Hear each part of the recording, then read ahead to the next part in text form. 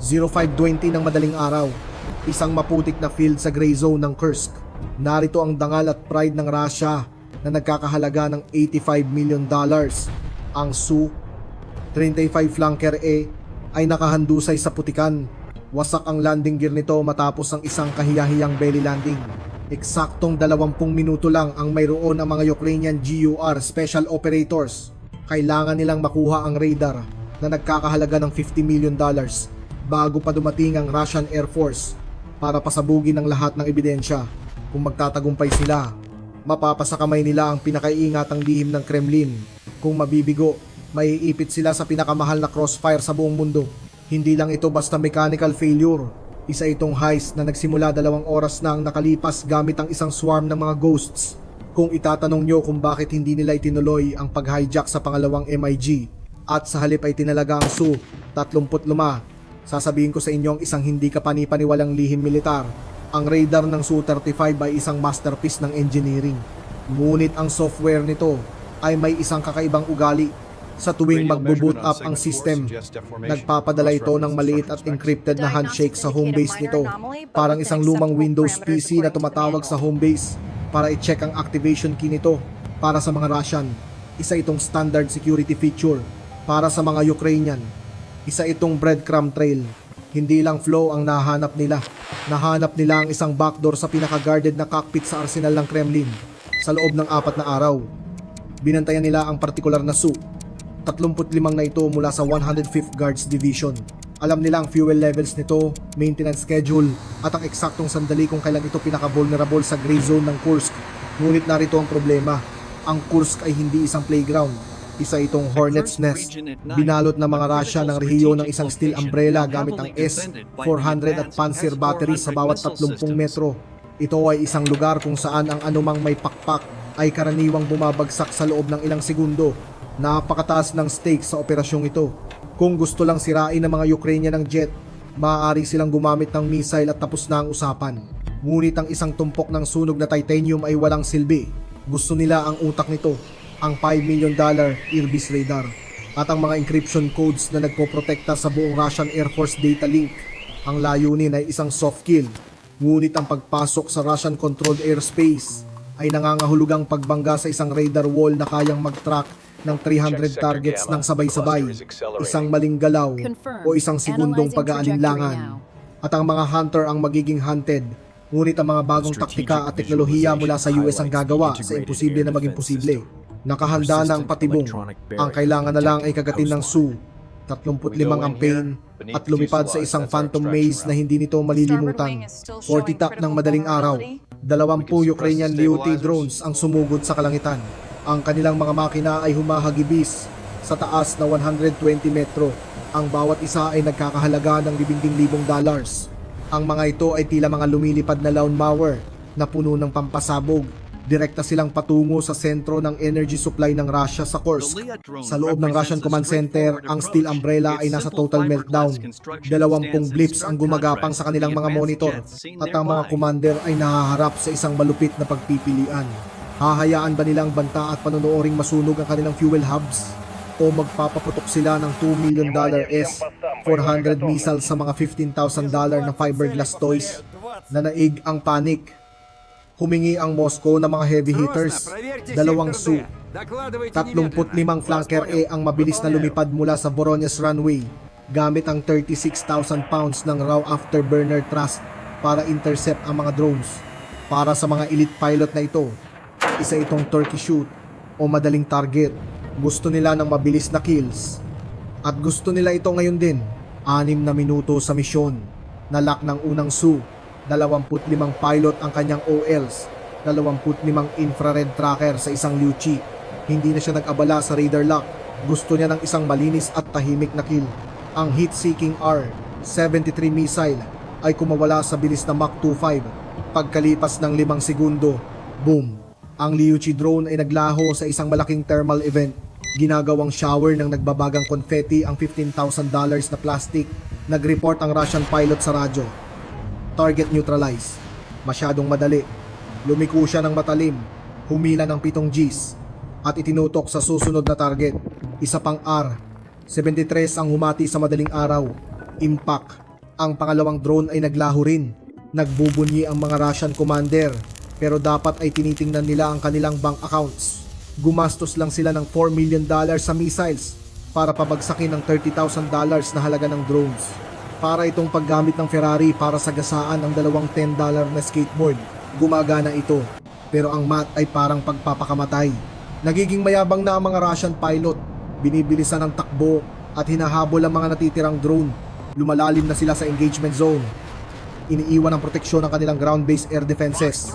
Iniisip nilang nananalo sila sa pinakamahal na laro ng duck hunt sa mundo. Ang hindi nila alam, habang abala sila sa pagpapasabog ng mga murang decoys, ang kanilang sariling flight computers ay nilalason na ng digital poison sa pamamagitan ng backdoor na nahanap ng Ukraine 96 oras na ang nakalipas.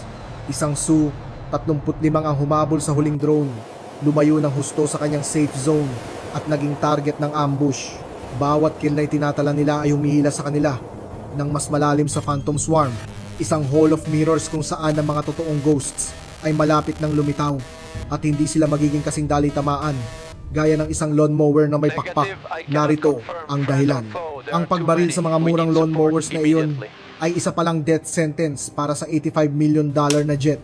Sa sandaling kinalabit ng Russian pilot ang trigger sa mga Luty drones, dalawang bagay ang nangyari. Ibinroadcast niya ang kanyang eksaktong GPS coordinates sa lahat ng nasa loob ng 100 milya nang maglaho ang unang drone. 60 drones mula sa Phantom Swarm 2.0 unit ang sabay-sabay na lumipad mula sa mga nakatagong kakahuyan. Isipin mong naglalaro ka ng hide and seek sa isang hall of mirrors. Nakikita mo ang kalaban mo kahit saan, pero sa tuwing susugod ka, salamin lang ang tinatamaan mo.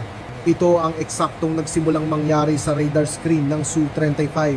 Ang 60 drones na ito ay hindi lang basta lumilipad. May dala silang malalakas na AI processors na direktang nakikipag-usap sa Russian radar. Gamit ang digital backdoor, alam ng mga drones na ito kung anong frequencies ang ini-scan ng Su-35. Hindi lang nila nadyam ang signal, minanipula rin nila ito. Ang resulta, sa monitor ng Russian pilot, hindi siya nakakita ng 60 maliliit na drones. Nakakita siya ng 60 F-16 Vipers na sumusugod sa kanya mula sa bawat direksyon sa bilis na Mach 2. Ito ang wow moment. Nagpanik ng husto ang piloto. Sinubukan niyang ilak ang target sa kanyang 12 pero agad itong naglaho at lumitaw sa kanyang 6. Pindot siya ng pindot sa mga boton para makakuha ng missile lock. Ngunit ang $50 million radar system ay naglalabas lang ng mga error messages. Target lost. Reacquiring. Ang pinaka-advanced na air superiority display sa mundo ay nagmukhang sirang TV noong 1990s sa gitna ng bagyo habang abala ang Su-25 sa paghabol sa mga anino at pag-ubos ng fuel laban sa mga ghost. Hindi nito napansin ang isang napakahinang signal na lumilipad 50 feet lang sa itaas ng lupa. Iyon ang totoong banta. Isang Ukrainian F-16 Viper na gumagamit ng data mula sa isang Saab 340 AWACS na ligtas na umiikot 150 milya ang layo. Pinanatiling patay ng F-16 ang sarili nitong radar. Isa itong silent assassin. Sa distansyang 4 milya, pinindot ng Ukrainian pilot ang pickle button at nagpakawala ng AM-120 missile. Sa katunayan, hindi ito shot para pumatay. Hindi gusto ng Ukraine ang sunog na tumpok ng titanium. Gusto nila ang utak nito. Ang AM-120 ay nakaset sa proximity fuse mode. Hindi ito nakatutok sa mga makina. Nakatutok ito sa espasyo ilang feet lang sa itaas ng likod ng Su-35. Sun-RE. Sumabog ang missile. Pero hindi sa cockpit. Nakaprogram itong sumabog 10 feet sa itaas ng rear tail section. Isang ulap ng tungsten ang sumira sa horizontal stabilizers at pumutol sa primary hydraulic line sa Stinger tail. Sa isang saglit, ang hindi matalong halimaw ay naparalisa. Hindi ito nagkadurog-durog. Naging isang high-speed glider na lang ito nang isagawa ng Su-35 ang isang brutal na belly landing sa putikan ng Kursk. Ang fuselage ang nagsilbing 60-foot shock absorber, dahilan upang manatiling buo ang Irbis air radar sa ilong nito. May eksaktong 1.5 segundo ang Russian pilot para pumili. Hinala niya ang handles. Tumalsik ang canopy at ang piloto ay tumalsik sa langit sa ilalim ng isang puting parachute. Pinapanood ang kanyang $85 million career na bumaon sa lupa. Ngunit ang totoong digmaan ay nagsisimula pa lamang. Bawat radar operator sa loob ng 200 milya ay nakitang naglaho ang blip na iyon. Nasa total frenzy ang Moscow. Alam nila kung ano ang nasa eroplanong iyon. Ang Irbis radar, ang kanilang crown jewel. Mas pipiliin pa nilang gawing crater ang field na iyon kaysa hayaang mahawakan ito ng Ukraine. 5 gising taydis ng madaling araw. Sa Russian command, ang utos ay malamig at agaran. Vaporize the wreckage. Walang survivors, walang ebidensya, 2 Su. 34 fullback bombers na umiikot 60 milya ang layo ay agad na idinirekta sa crash site. Ang misyon nila ay simple, maghulog ng 4 na FAB 500 laser guided bombs. Gawing 30-foot crater ang Su. 35 na iyon bago pa maamoy ng mga Ukrainian ang jet fuel.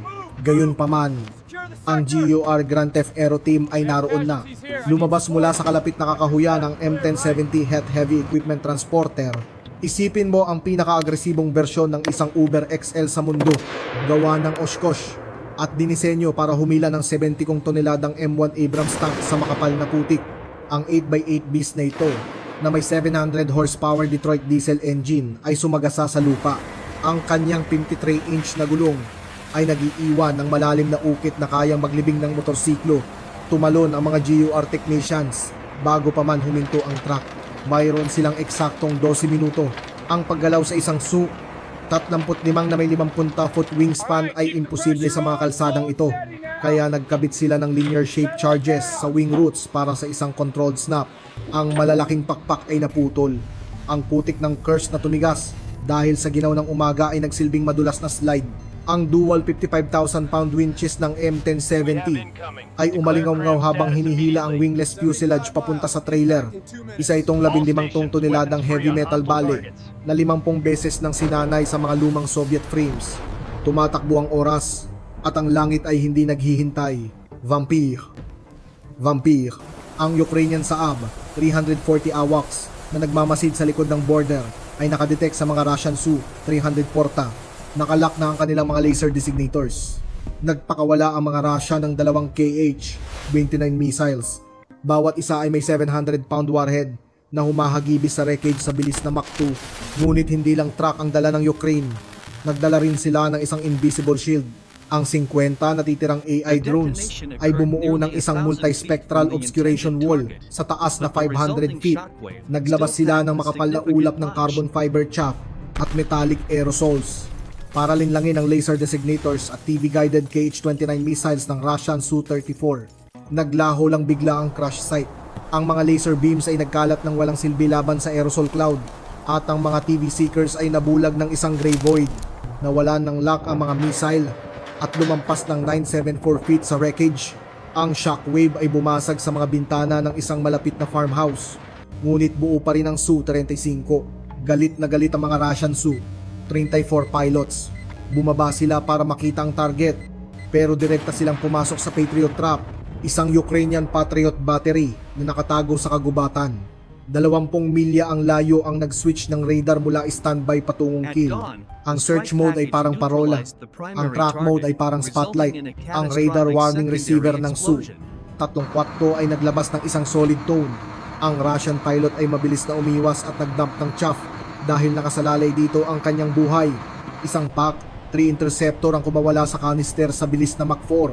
Sa loob ng wala pang 5 pinasegundo, ang langit sa itaas ng Kursk ay naliwanagan ng isang $50 million na fireball. Neutralized ang unang Su-34. Sa lupa, ang driver ng M1070 ay pinapawisan na sa loob ng kanyang tactical vest.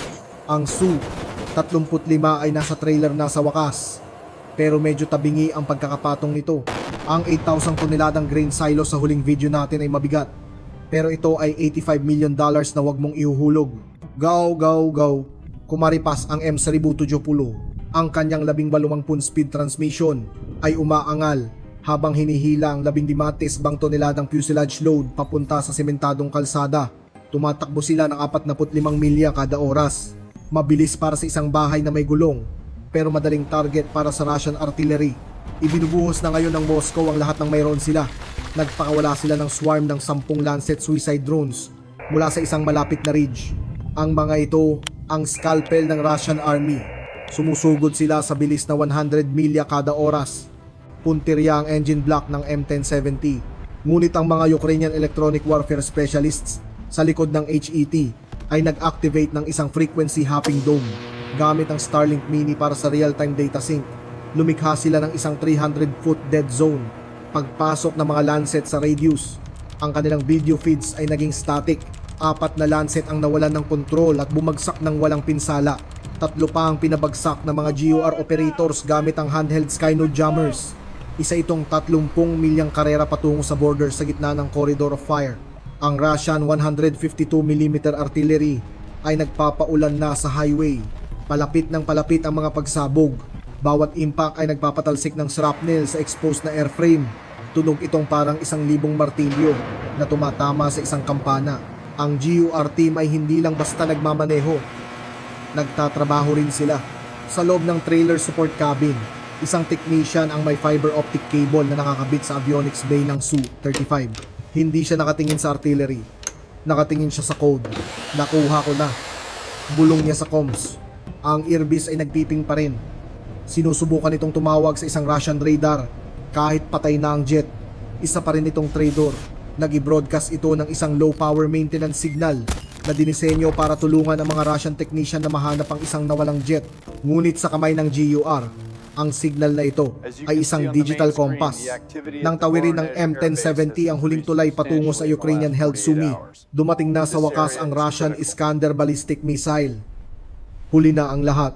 Ang 1,000-pound warhead ng missile ay nagpalaho sa tulay eksaktong 45 segundo matapos itong madaanan ng M1070.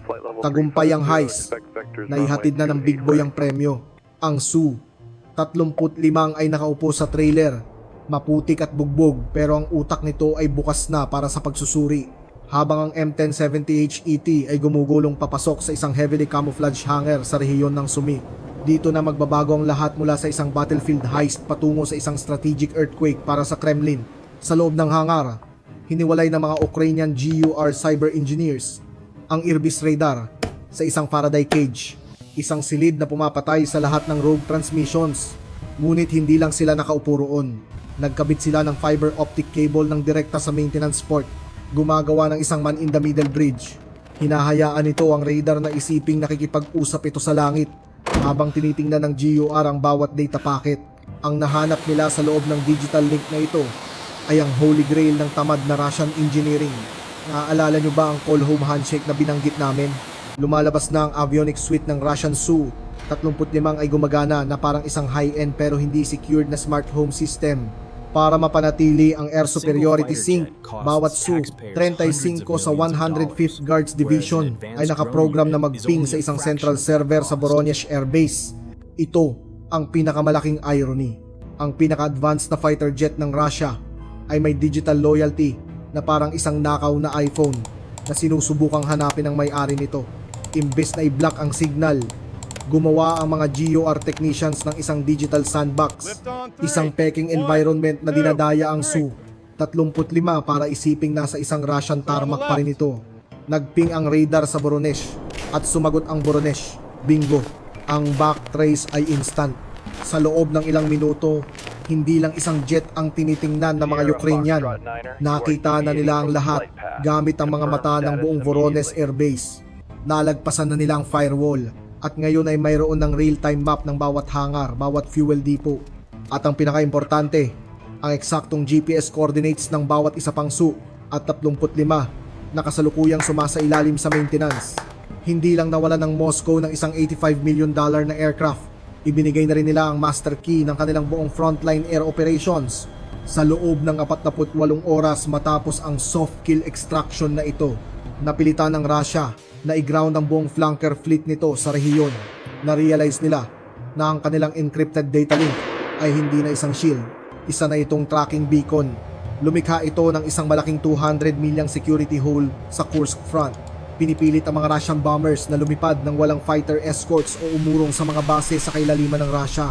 Ang steel umbrella ay tinupina at itinapon sa basurahan. Ngayon, tingnan natin ang map ng betrayal.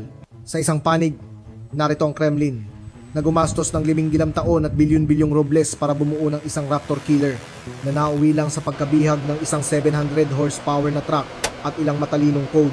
Sa kabilang panig naman ng Ukraine, na gumamit ng $600,000 na halaga ng Phantom drones para makuha ang isang $50 million radar at intelligence na nagkakahalaga ng bilyon-bilyon. Ngunit narito ang tanong para sa inyo, ang mga tactical mind sa bahay. Kung ikaw ang Ukrainian commander at nahanap mo ang digital backdoor na ito, ano ang susunod mong gagawin? Agad ka bang maglulunsad ng malawakang strike sa Voronezh base? O mananatili kang tahimik at patuloy na makikinig sa bawat Russian flight plan sa susunod na buwan? Ipaalam mo sa akin ang iyong strategic choice sa mga comments sa ibaba. Salamat sa panonood sa deep dive na ito sa heist ng siglo. Kung gusto nyo pang makakita ng Grand Theft Auto at ang tech na nagpapabago sa mukha ng modernong digmaan, siguraduhin i-hit ang subscribe button. Paalam muna sa ngayon.